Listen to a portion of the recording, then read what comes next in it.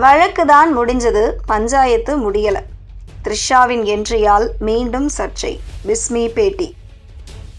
தமிழக முதல்வர் விஜய் மற்றும் அவரது மனைவி சங்கீதா இடையேயான விவாகரத்து வழக்கு சமீபத்தில் வாபஸ் பெறப்பட்டது. இதனால் மனக்கசப்பு தீர்ந்துவிட்டதாக அனைவரும் நினைத்த நிலையில் இருவருக்கும் இடையிலான மனக்கசப்பு இன்னும் தீரவில்லை என்ற புதிய விவாதம் கிளம்பியுள்ளது.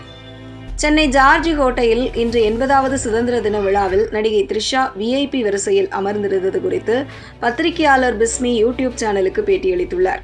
அதில் கடந்த வாரம் சங்கீதா தனது விவாகரத்து மனுவை வாபஸ் பெற்றதை தொடர்ந்து குடும்ப பஞ்சாயத்து ஒரு முடிவுக்கு வந்துவிட்டதாகவே ரசிகர்கள் கருதினர். மேலும் விஜயின் மகன் ஜேசன் சஞ்சய் தனது பேட்டிகளில் அப்பா என் விருப்பங்களுக்கு எப்போதும் உறுதுணையாக இருந்தார் என கூறி பழைய கசப்புகளை ஒதுக்கி பேசியிருந்தார். மகனின் இந்த நேர்மறையான பேச்சு குடும்பத்தில் சுமூகமான சூழல் திரும்பியதை உணர்த்துவதாகவே பலராலும் பார்க்கப்பட்டது. சென்னை கோட்டை கொத்தளத்தில் நடைபெற்ற சுதந்திர தின விழாவில் முதல்வர் விஜயின் பெற்றோர் SA சந்திரசேகர் மற்றும் ஷோபா அமர்ந்திருந்த இடத்திற்கு அருகிலேயே நடிகை த்ரிஷா தனது தாயாருடன் VIP வரிசையில் அமர்ந்திருந்தார்.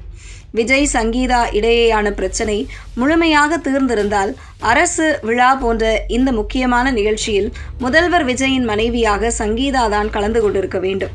அவர் வராதது இருவருக்கும் இடையே மனக்கசப்பு இன்னும் தொடர்வதையே காட்டுகிறது. விஜய் தற்போது மாநிலத்தின் முதல்வராக இருப்பதால் அவருக்கு அரசியல் ரீதியாக எந்த சங்கடமும் வரக்கூடாது என்பதற்காகவே சங்கீதா வழக்கை வாபஸ் பெற்றிருக்கலாம்.